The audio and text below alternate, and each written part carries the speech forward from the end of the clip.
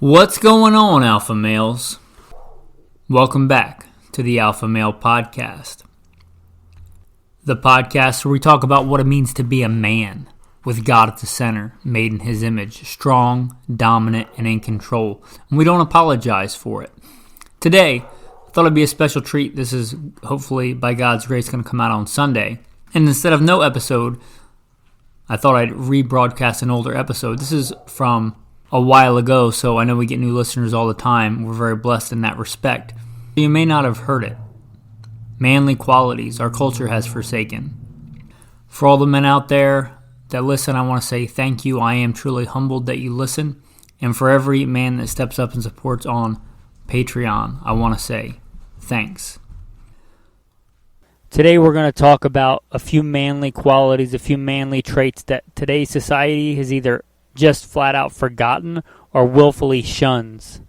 But just because society doesn't value them or pop culture doesn't value them doesn't mean that you shouldn't have them and you should not embrace them. You should not apologize for being a strong, dominant alpha male with all its qualities. As always, I am your host, Michael Melito. First and foremost, I am a Christian. I make no apologies for that.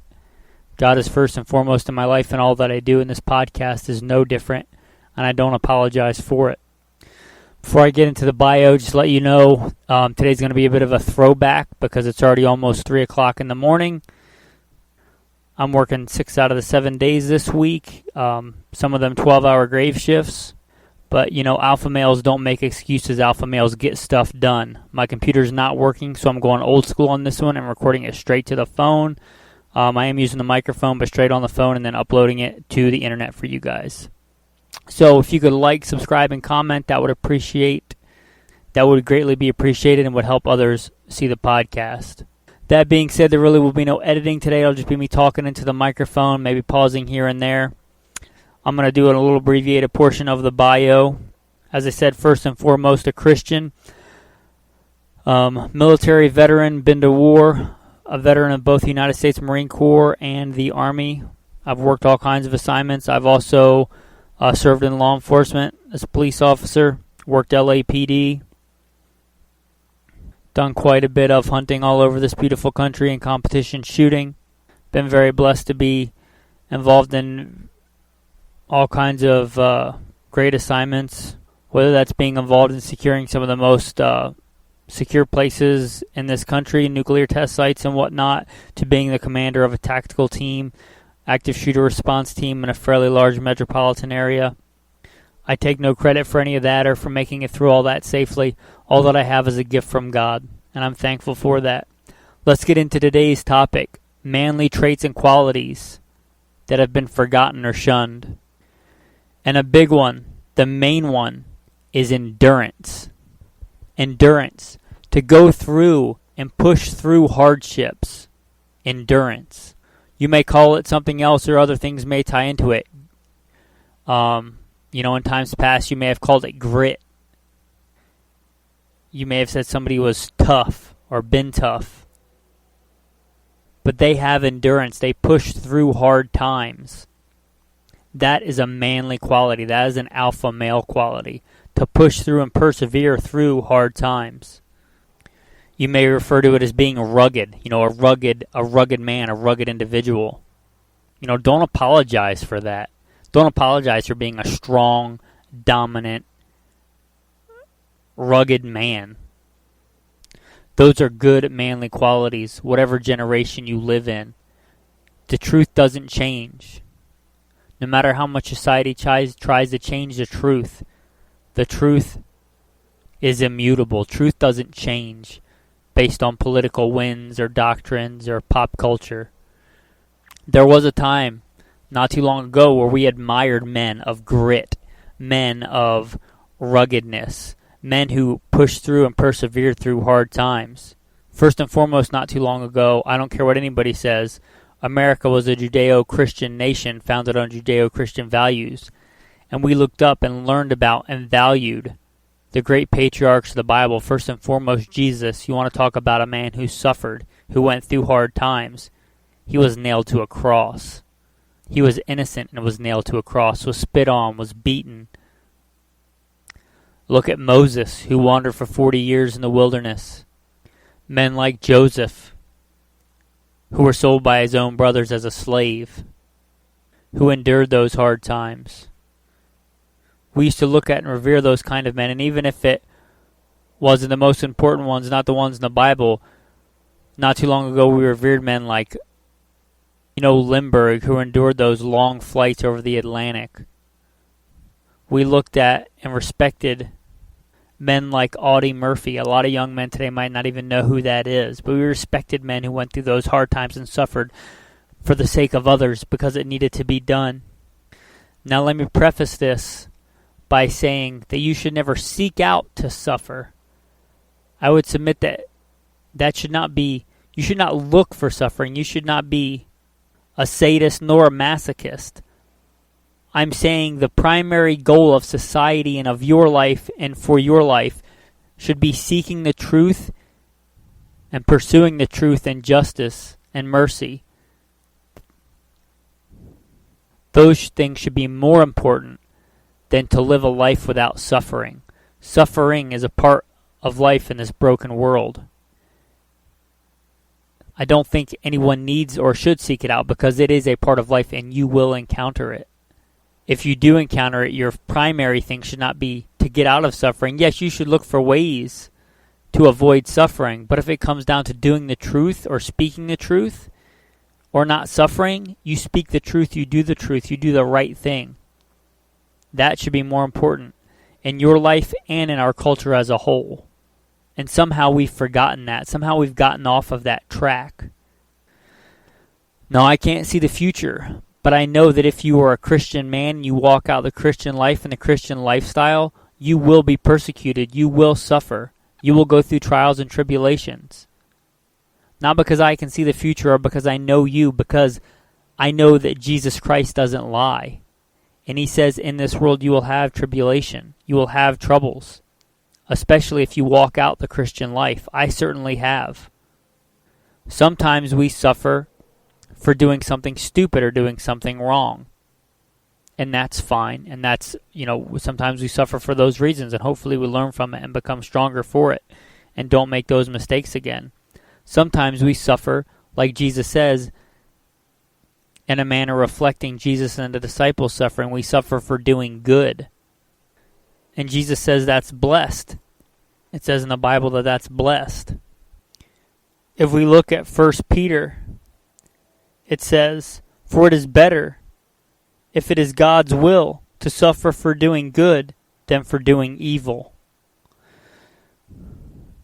As a Christian, if you walk out, if you shine as a light, just like that game Whack-A-Mole, if you're an alpha male and you stand up for doing the right thing, the world, people will try and beat you down for whatever reason.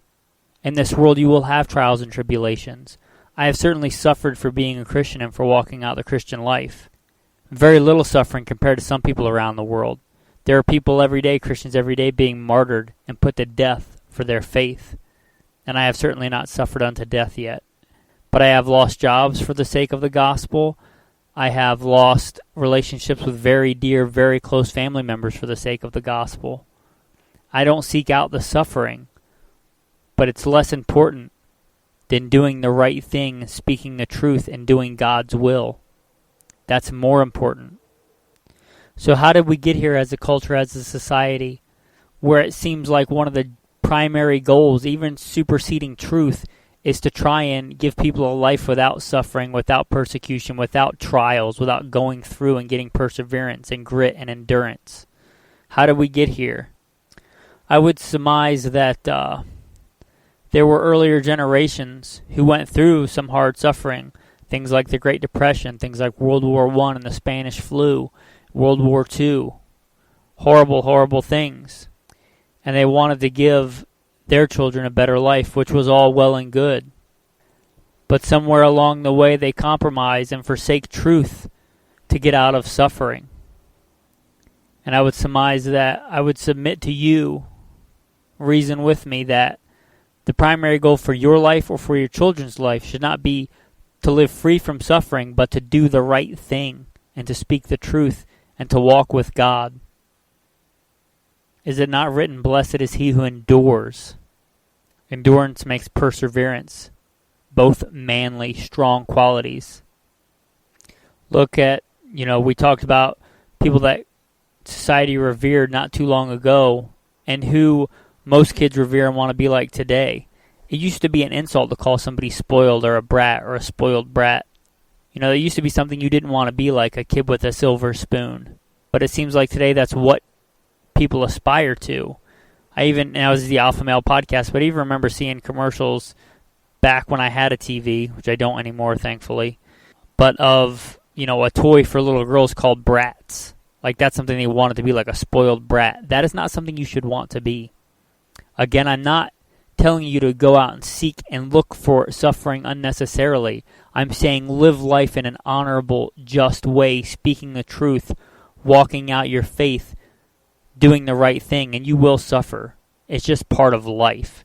And when it suffers, don't forget that manly quality of grit, of powering through it. We said it used to be a manly quality, and just sitting here thinking about it is not a rich or poor matter. Look at the founding fathers. Look at, George Washington. Now, he wasn't poor. He had a lot of things going for them. He had a big farm. As I recall, he was like one of the number one beer producers, if not the number one beer producer in the country. He had wealth. He was a wealthy man.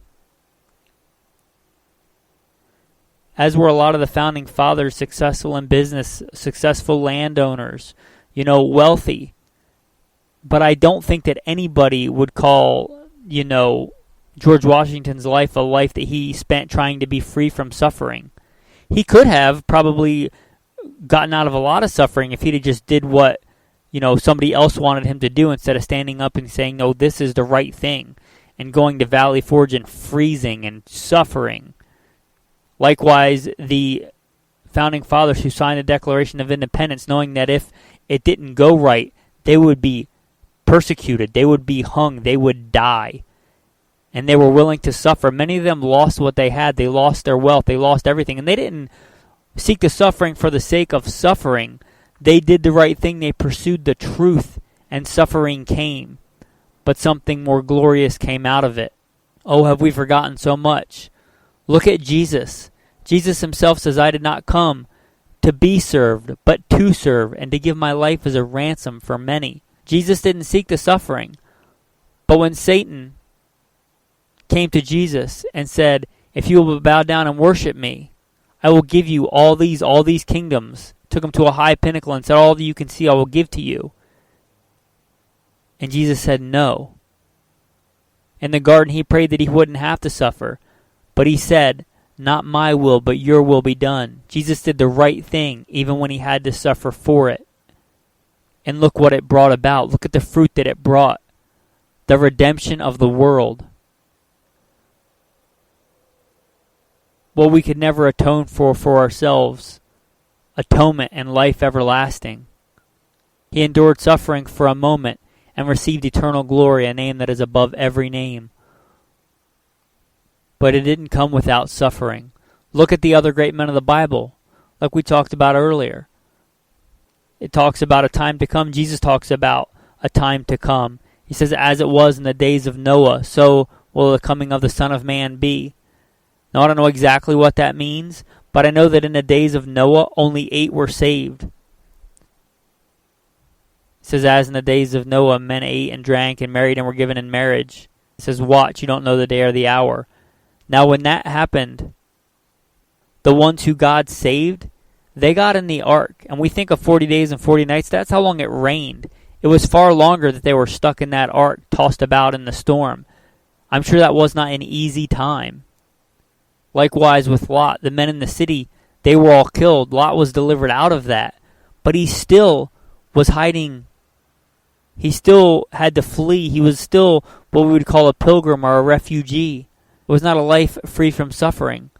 Joseph, who was sold as a slave, when he was a slave, he went through suffering. But even at the time it said God was with him, and he was a prosperous man. We used to admire men that went through suffering and persevered. What happened? What happened where we think that the goal in society is to never suffer. Now, like I said, we should not look for ways to suffer, but we know that suffering is part of the human condition. I wonder if that's why things like this ridiculous, Tide Pod challenge is because kids know that suffering is a normal part of life, and they live such a, cushioned, pampered life that they know that they're missing out on something. And I'm not saying that's good that the Tide Pod challenge is obviously, sadistic or masochistic, and you should not seek out suffering for the sake of suffering. That is evil. That is wrong. But they know that suffering is part of the human condition. It's so removed from a lot of people's lives that they kind of know that it should be there. If we look at Rome, one of the greatest cultures, one of the greatest societies, it lasted a long time. And if we look at Rome and we look at some of the great figures and parts of Rome and early Rome, we see that they valued the soldier. They valued rugged manliness and alpha maleness and honor. Honor was a big thing. The soldier, the warrior, was a revered thing. If we look at later in Rome, they become so wealthy and so prosperous, they value things like bread and circuses. They became so wealthy that their men paid other men to go off and fight for them, and they lost that grit, that perseverance. And those stronger men who knew about endurance and suffering came and sacked Rome. Those men were stronger. They went through endurance and suffering and had perseverance. You don't benefit when you pay somebody else to go through suffering for you. It would be like going to the gym and paying somebody else to do 100 push-ups for me. I mean, I could do it, but I'm not going to reap the benefit. If I pay somebody to run a marathon for me, it doesn't make me a great runner. It never pays to pay somebody else to go through your suffering. You get strengthened. You gain endurance. And that's a strong, manly quality. So I'm saying that perseverance and endurance, withstanding hardships, is a manly quality. There is a time to endure. When you know the right thing is to endure hardship. When you know the right thing is going to create suffering. And you don't seek out the suffering, but you know that you can't distinguish the two. To do the right thing means that you will have to suffer. I say a true man, an alpha male, grits his teeth, gets that determination, and pushes through with endurance. I sometimes remember that I kind of have a skewed view of the world. As I said a little bit about my background, I am currently the leader of a tactical team, and most of those men, like myself, all but one under my team, have military experience. And they're not like most other people.